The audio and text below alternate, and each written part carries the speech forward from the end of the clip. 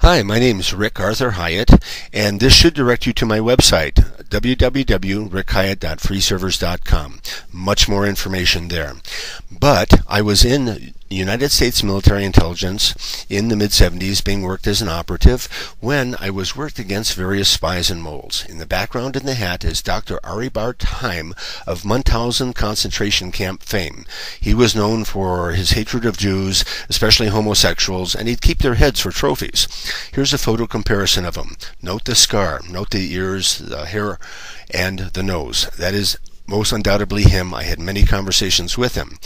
To my right, behind me, the guy with the beer, is Marcus Wolf, director of the Ministerium for Staatssicherheit. And here's a comparison photo of him. They said there was no photos of him, but I had one in my back pocket all these years. He died in 1992, and he was turned, like these others, in 1977, and had the protection of the CIA, as I can attest to. Now, to his right is Erich Mielke, former director of the MFS. He was known for his brutal tactics against the East German people. Another comparison photo. He's got a distinctive hairline, as a matter of fact, and a certain look about him. Look him up on the internet to learn more about him.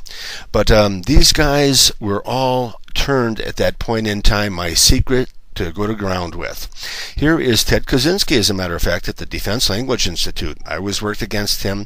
This photo, too, is contrived, deliberately made to look like they're standing there in handcuffs for very good reasons, that is to say, future photos. But it was Army spy Clyde Lee Conrad who did not know he'd been made, and for years passed over Army secrets, military stuff. This is at the consulate in Dusseldorf when I was stationed there. And lo and behold, it turns out the enemy should know now that it's no use using that information. We're much more prepared than they thought. Same with NATO headquarters spy Rainier Rupp, run by Marcus Wolf as Topaz, and his wife there, Turquoise. I promised them I'd go to ground with their secrets. They'd be able to raise their son. They'd make the money. He'd have to do a little jail time.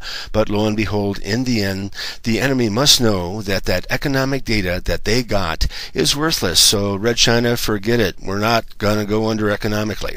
It was at the British Army base in Dusseldorf when I was living there that I had a new roommate who claimed he was an SAS intelligence officer, had a great British accent. His name is Gary Condit.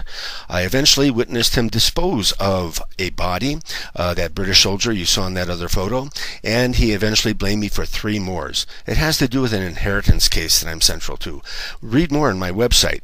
Well, this guy loves his torture. Oddly enough, he hates homosexuals. He dismembers people to death, he and his wife, and then in the end, he keeps their heads for trophies. I think there's a real connection here.